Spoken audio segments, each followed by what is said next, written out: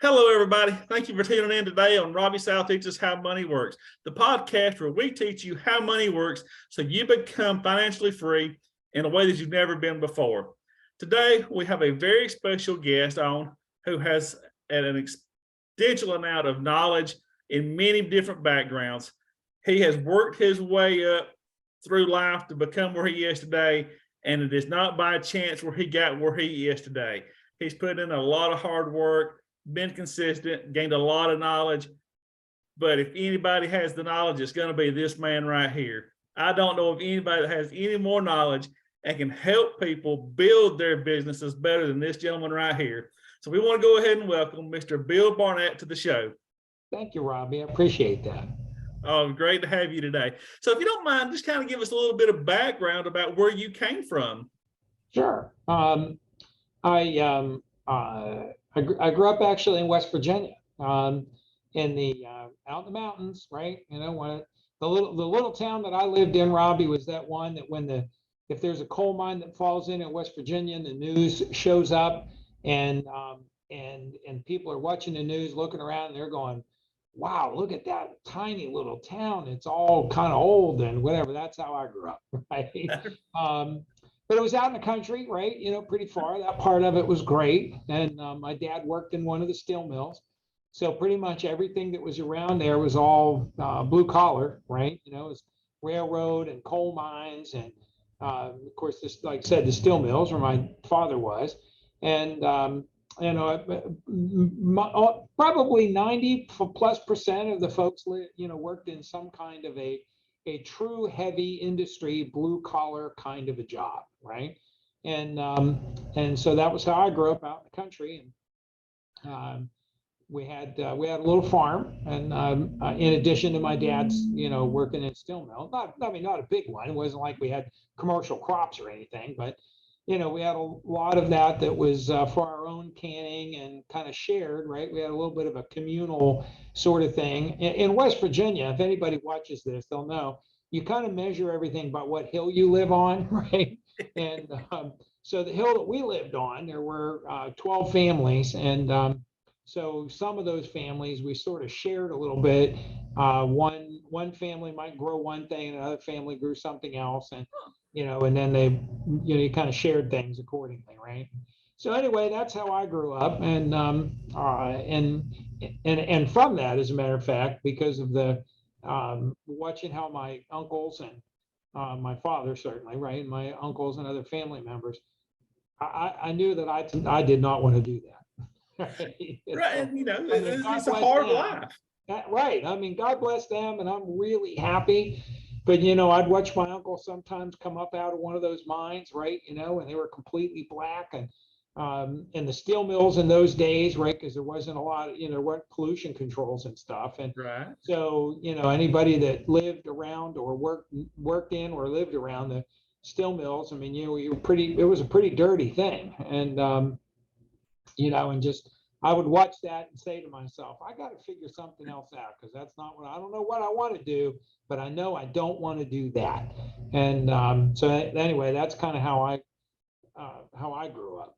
And how many of us, myself included, grew up in small towns like that and dream of bigger things in our life, and have that ambition to do better. Nothing wrong with what our past brought us and has taught us, because that's some valuable lessons.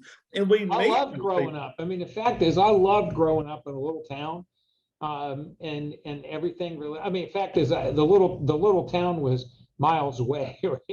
And we were in the country, right? And so it was about, when I was a kid, 8, 9, 10, 12 years old, I would walk to town, right, which was about an hour, right? It was about an hour from where we lived to get into town. And maybe 45 minutes if I was hustling, right? And and again, and it was just little, and a few churches, and not everybody, but most people knew each other. And yes, you couldn't get out of the grocery store without 3 conversations, that kind of stuff, right? Small town average America. It was awesome. I mean, the fact is my formative years, I guess you call them, were great in every way, shape, or form. We had you know, they had a pasture kind of thing, right? There were lots of big animals and, you know, just all that kind of stuff, right? I mean, I would never want to trade how I grew up. I loved every minute of it. And I still appreciate being able to be out in that environment, right? You know, I'm kind of an outdoorsy person, I think, as a result of that. So, you know, I go back, even though I live in Florida, I go back a lot to West Virginia, but now it's a little bit more either visiting family. My parents are both deceased, so it's not so much them and most of my aunts and uncles, right? But if I go back to see a cousin or two or something, you know, I whitewater raft while I'm there and do some hiking and things along that line, and a lot of outdoor things that I grew up with, right, and really like. And so I wouldn't trade that. It's a beautiful place, and but I understood that it was going to be difficult for me to carve out something I'd read in books about of another way of living and things, and I would see all these. Like read these stories about what it was like to be in other countries and you know, or see the Caribbean and pirates, right? You know, and stuff, and think, wow, you know, that's just like those places really exist, right? There are these places that have got little islands and palm trees and sandy beaches, right? And you know, obviously, I didn't see any of that, and my curiosity was just really high. Matter of fact, Robbie, what was my first venture actually out of West Virginia, believe it or not, I was in the French club, right? You know, you got to take a language in high school, right? Right. And I took French because it had what I thought were pretty girls in the French club, right? So I took French, you know. Right. And at the French club one day after school at a meeting, and our teacher gave us a flyer that came from some national, you know, the National French Club, whatever it was, and it was about being able to go over Easter vacation to Paris. Wow.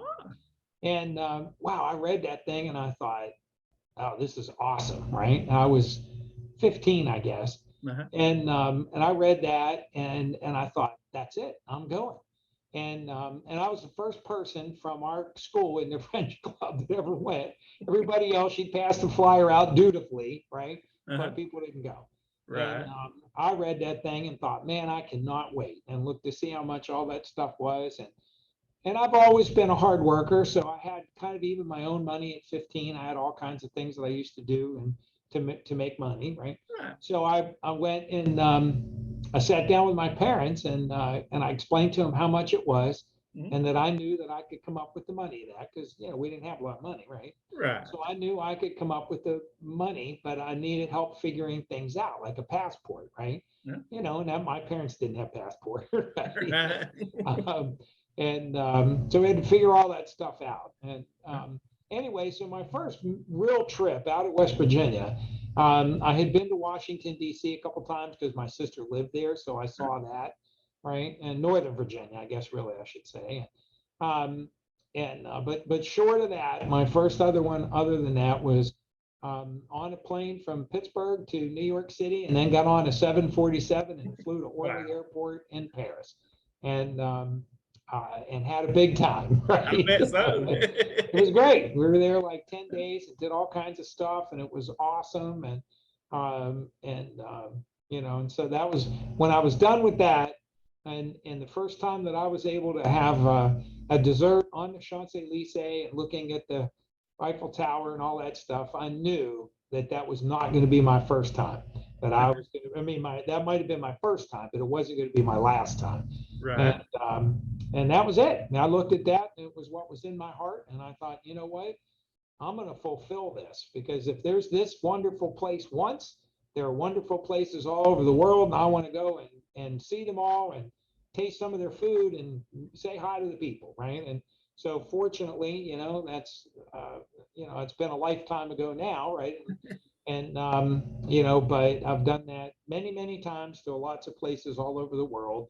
And it's been an absolute blessing. And I've always been appreciative of picking a profession that allows me both time and money to be able to do those things. You know, I have a lot of friends that have have money, right? You know, they've worked at Yes. something, they've done well, but they don't have the time, right? You know, a cardiologist or Yes. something like that, or you know, it's very difficult for them, right? Yeah. They're trading time for money. It's, you know, it's enormous, right? I mean, I have my my current, well, not current, my next door neighbor of multiple years sold his house last year, so but he owned 24 McDonald's, right? And you know, if you own 24 McDonald's, obviously you have some money, right? You know, and you know, the guy's worth many millions of dollars, right? But he also had 1,300 employees, and in a business with a lot of turnover and just things related to it.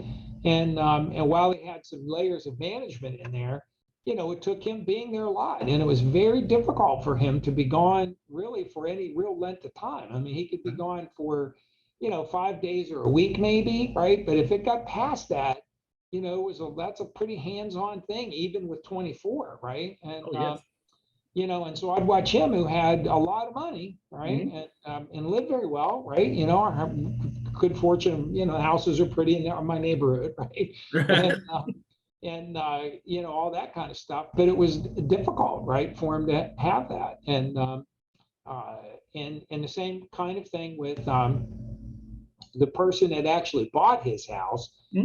He decided to sell off. He kept 6 of the McDonald's that his son, McDonald's has to tell you what you can keep, right? He couldn't just decide to keep them or give them to his children or whatever. He was only allowed to end up with 6, even though he built 24. He was only allowed to end up with 6. He had to sell off all the rest of them. And his son, they authorized his son to run 6, but they wouldn't give him any more than that, which is a business of a different story, right? When you when you get into a business, I always tell clients or anybody else, your exit strategy needs to be the first thing you plan, right? And so here he is with this thing with McDonald's, built this legacy. He's 3rd or 4th largest franchisor in Florida, but he could not make it a legacy to his children. Wow. And, you know, because he was at the mercy of McDonald's, right? Because it really didn't really belong to him, right? So in any case, but the people that bought his house are both surgeons, right? And one is a neurologist, right? And the other one is a general surgeon, pediatric general surgeon at a very specialized hospital here in Jacksonville that only specializes in children. And so he's that guy that does the heart surgery on a newborn, right? You know? I mean, it's unbelievable, right? To see the kind of things that he does, the surgeries he performs on these tiny little children. And it's just, it's breathtaking to think that a human being has the gift to be able to do that. Unbelievable.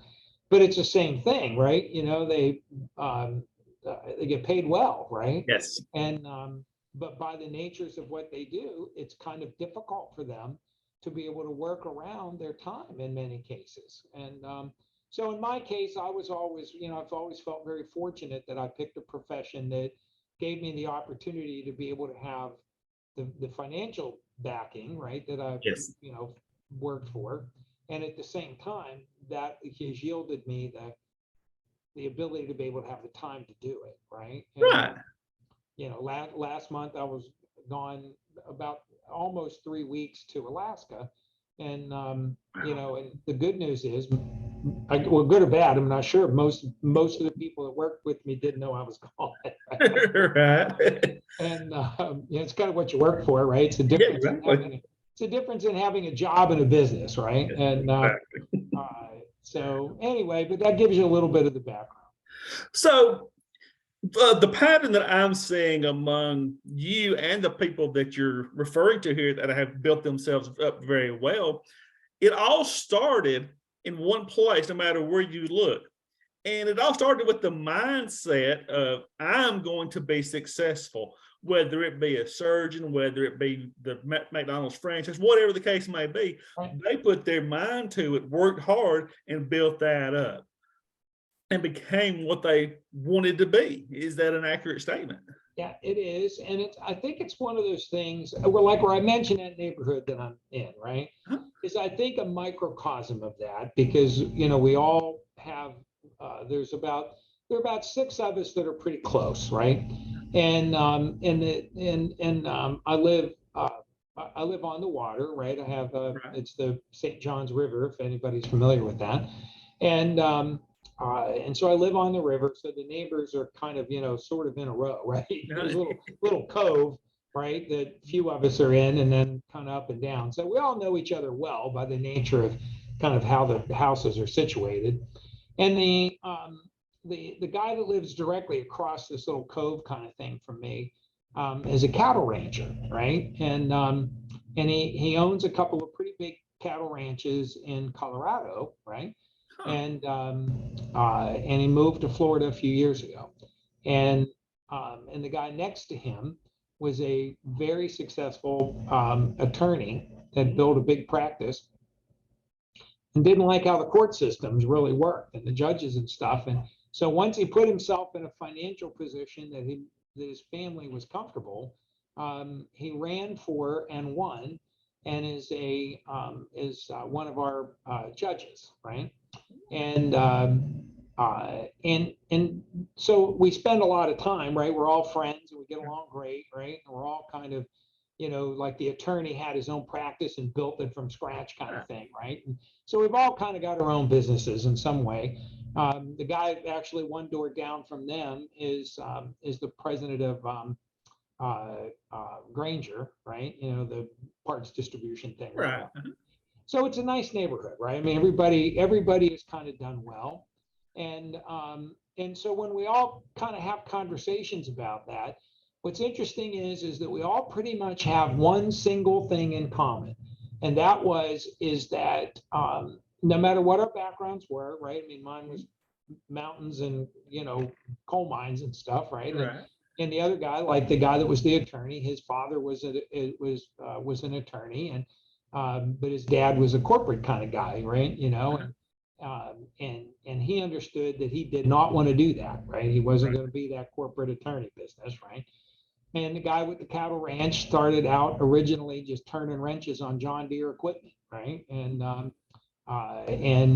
went to school, and took him about 10 years, and he got an engineering degree because related to his farming equipment, right? And all that.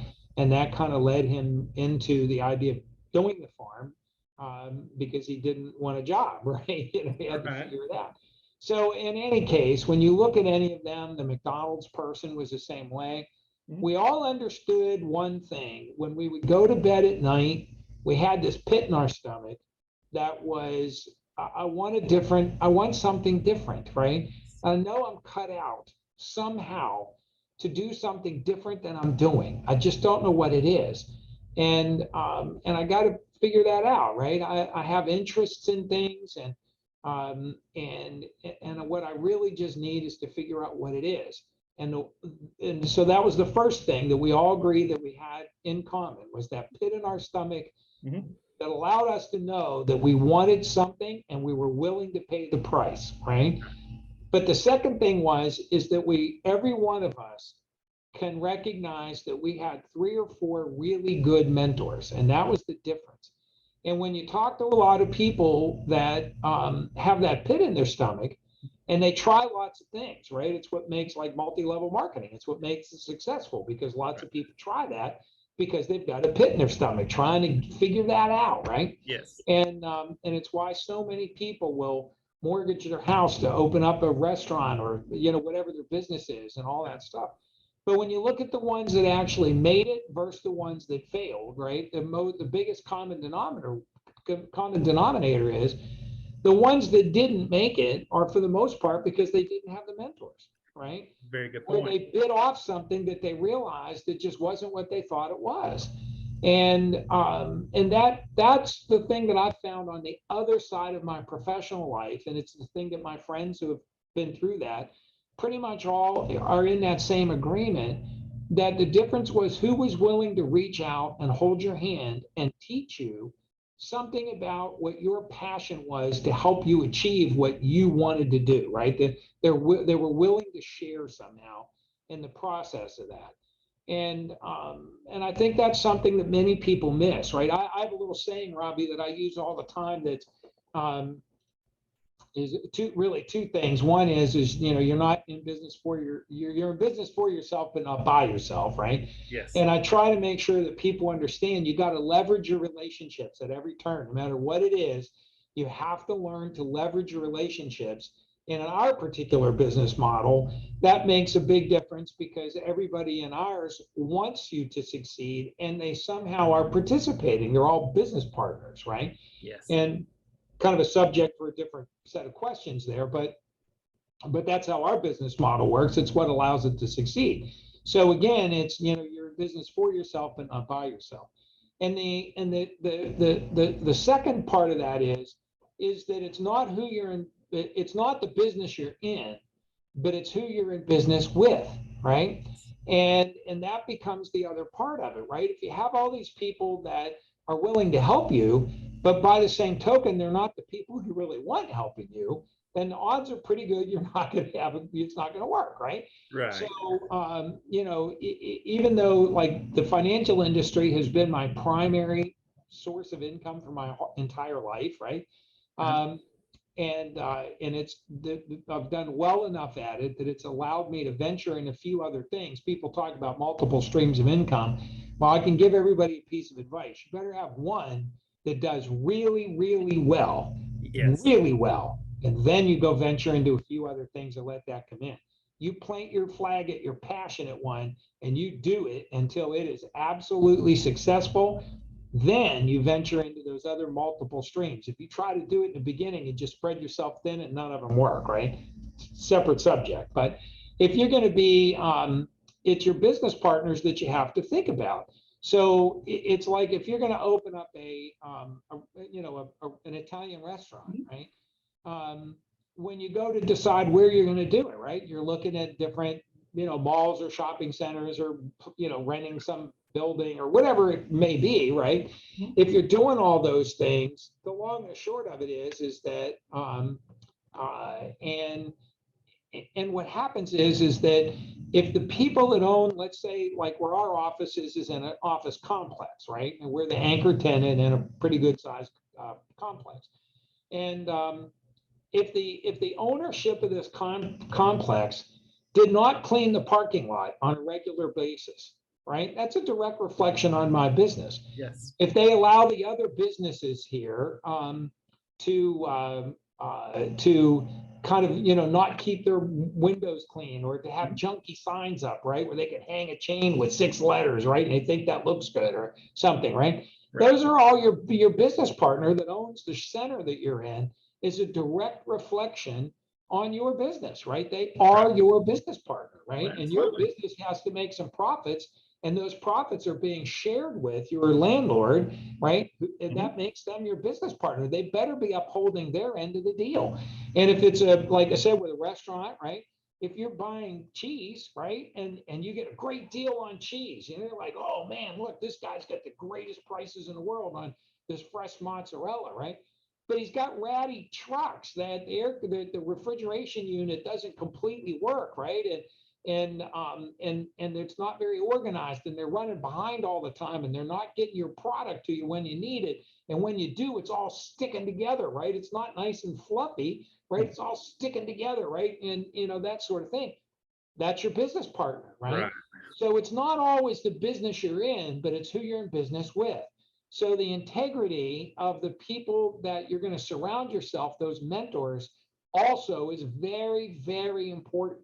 And so it's something that at a pretty young in my career, I had the good fortune. I'm a reader, right? So I'm a pretty voracious reader, which, by the way, is another common denominator to most of the people that have done pretty well. They all read a lot and a lot of different kind of things. But in any case, when I was reading a lot about all that early in my career, those things just made sense to me. So I was real careful about, who I chose to pick and who I went to for advice. The adage of, why would you take advice from somebody that you wouldn't have gone to for the advice, right? You learn not to do that. Don't take advice from somebody that you wouldn't seek out for advice, right? Most people that are happy to offer all that advice shouldn't be the ones giving it to you.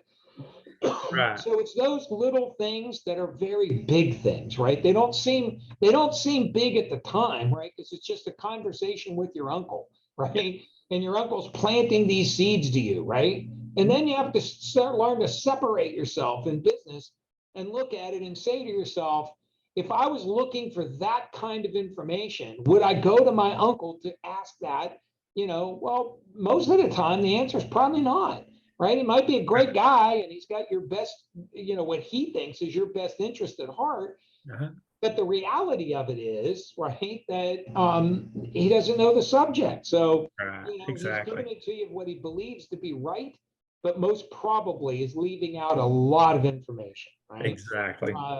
So it's things like that I think in a business career or success or how you feel about things, it's just recognizing that the group that you're going to surround yourself with have to be in some way, shape, or form contributing to what you're trying to get.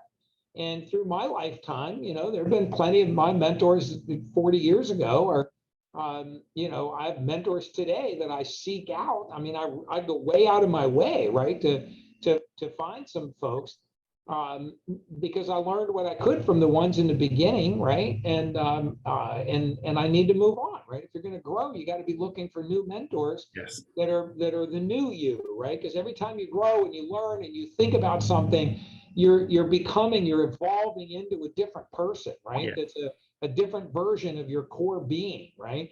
And as you're doing that, as you're evolving into whatever that new level is, then you've got to have some guidance. And so you have to start seeking out again, who are the people that are achieving what you want to achieve in the way you want to do it, right? There's plenty of people that achieve things that are people that you may not want to be around, right? They're achieving something, but you're not comfortable with who they are, right? Right. And so you find the people that are achieving what you want to achieve, but they're living the way you want, right? They're the people that you want to be with.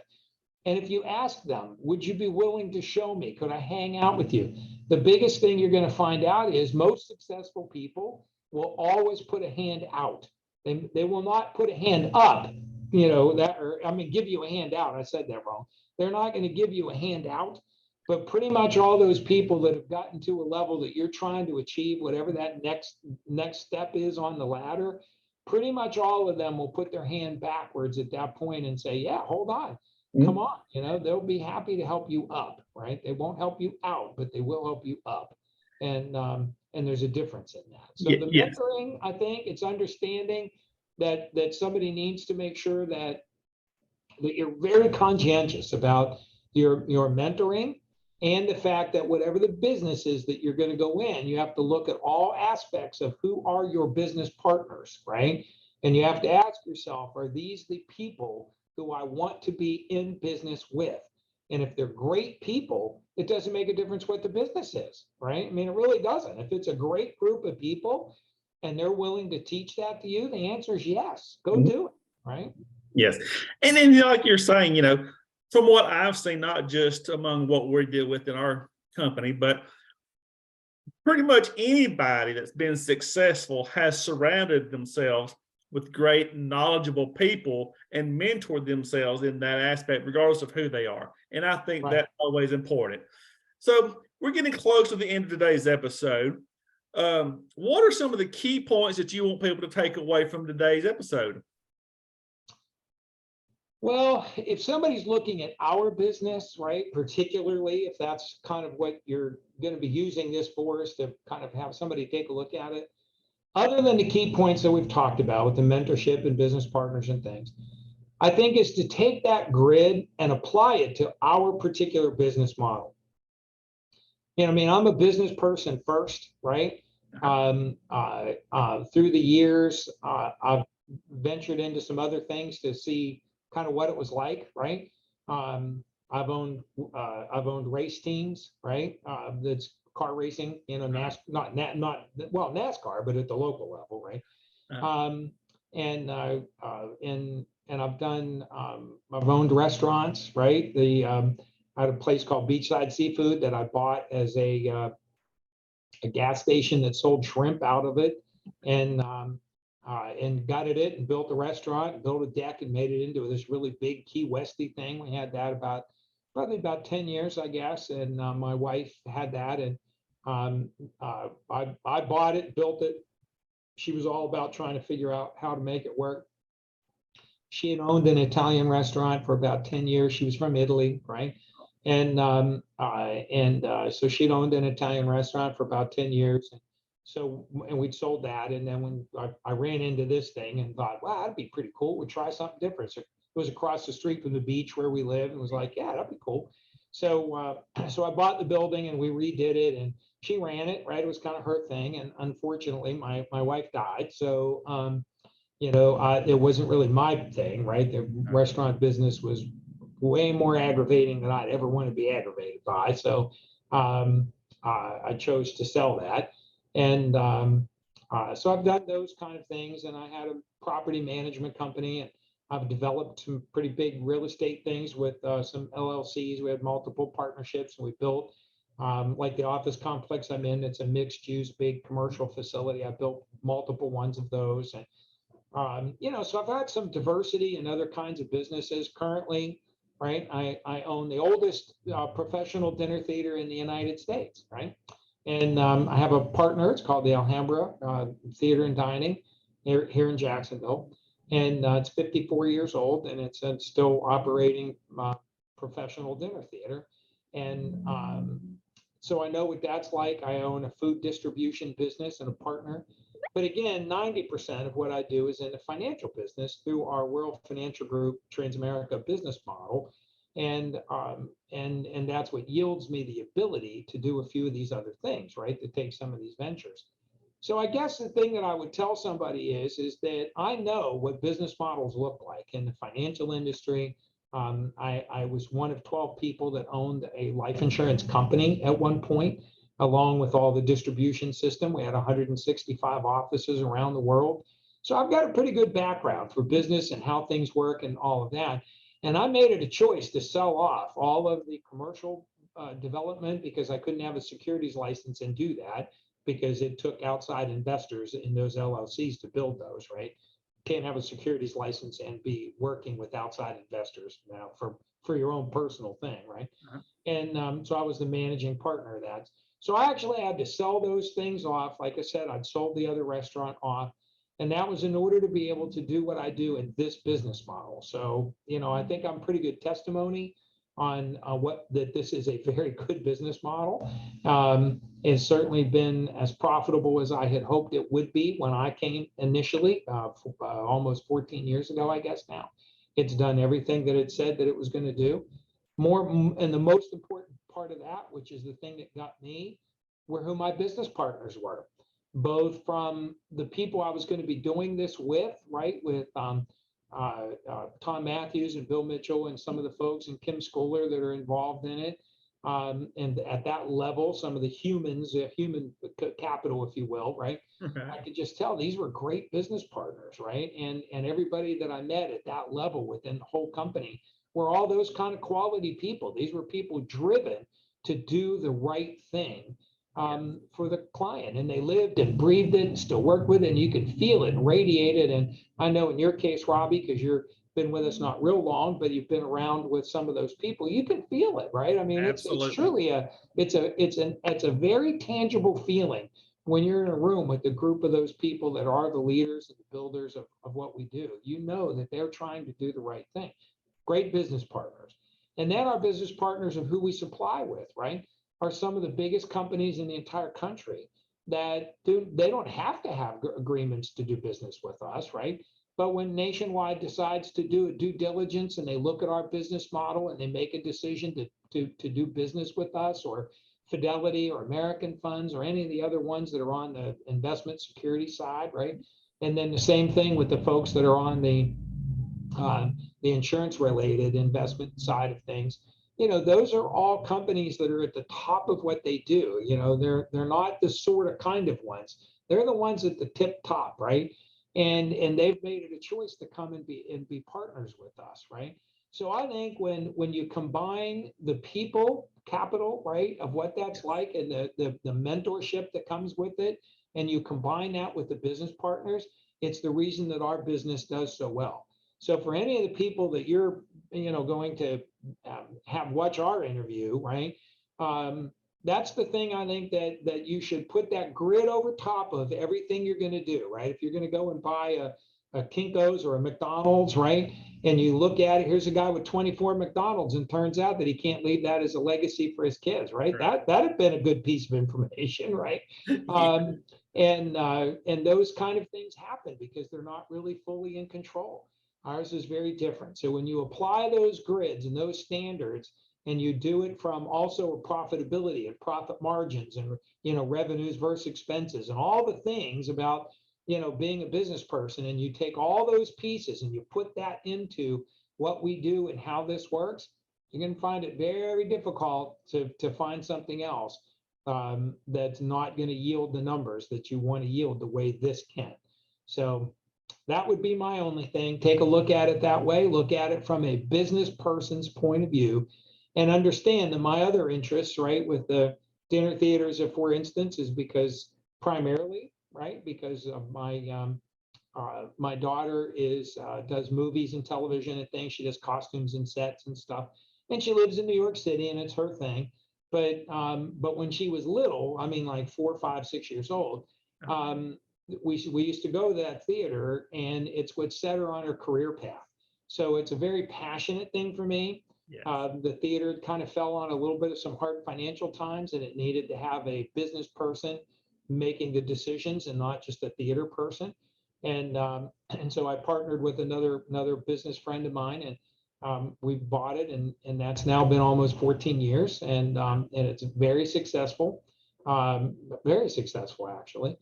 And then the same thing with most recently. And so that was a project of passion, right? It wasn't about income or, I mean, I cashed my distribution checks, but that wasn't the original intent. Right. And then the same thing with the one that we bought of our food distribution business. It's been in business 73 years. It's only ever had 2 owners. And the guy was 80 and kind of ready to go. And it's a business that my partner understands more than I do. And so we even brought in another partner that understands it really well. And now we're able to preserve those jobs for all those people, because the other guy was having a tough time trying to sell it because it was old and he hadn't run it quite the same way. And it's got a lot of upside, but I mean, without the right buyer, that's not a business that would have continued, right? I mean, it would not have made it. And so we were in the position to be able to put the money in and buy it, take care of him, and at the same time, be able to kind of replenish this thing. And because neither one of us have to make our living at it, we can take our time to be able to really build it and build it right. So will I eventually cash my checks from the distribution of that business too? Yes, I will, right? I'm not a philanthropist, right? But by the same token, it's nice to be in a position to be able to do those kind of things and get to watch it, right? I went down a couple of weeks ago and helped unload 2 train cars completely full of French fries. That was a different experience. I never knew what that was like. Right? Yeah, really. I've never watched mayonnaise. There's specialized vegan mayonnaise that gets delivered in 55-gallon drums. That's an interesting thing. I didn't know anything about that, right? And so I'm learning as I go, the same kind of thing, but it's great to be a part of something like that. And so that's the thing, business model first. And I feel like I know what I speak of when I'm able to tell you, put a grid over our business model. And if you want to be in business and you want to be in an ownership and you want to run something that has minimal investment for maximum returns, that the revenues can be high and the expenses can be low, and you've got a very small cost of goods and things along that line, stuff that you look at in a business, ours fits inside of that thing. Awesome. And then if you want to go do something else, great, make this really profitable, and then pick another passion to go and have a little fun with. So Robbie, I hope that answered some of your questions you were looking for. Absolutely. Well, we thank you for your time. If anybody ever want to get a hold of you, how would they go about doing that? Easiest way is through you, actually, right? And, okay. So that would probably be the best way to be able to do that, is just if you've got some questions, you want to filter that through, get a hold of Robbie and he'll pass them through, and whatever information I can provide, I'm happy to do it. All right. And if you want to get a hold of me, you can always contact me at robbiesouth.com. Also, I'm going to try something new today. I have a QR code that I'm going to be displaying here. If you have any questions or would like to learn more about us, or if you just want to set an appointment to come talk to us about the business or anything that you've heard in this episode or any other episode that you've heard, scan the QR code, fill out the questions there. I'll get it. We'll get in touch with you and we will get your questions answered. I want to thank every one of you for listening today.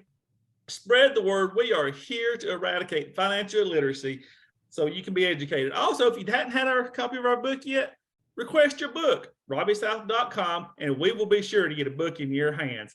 Thank you for listening and have a wonderful day. Appreciate it. Thank you, Robbie.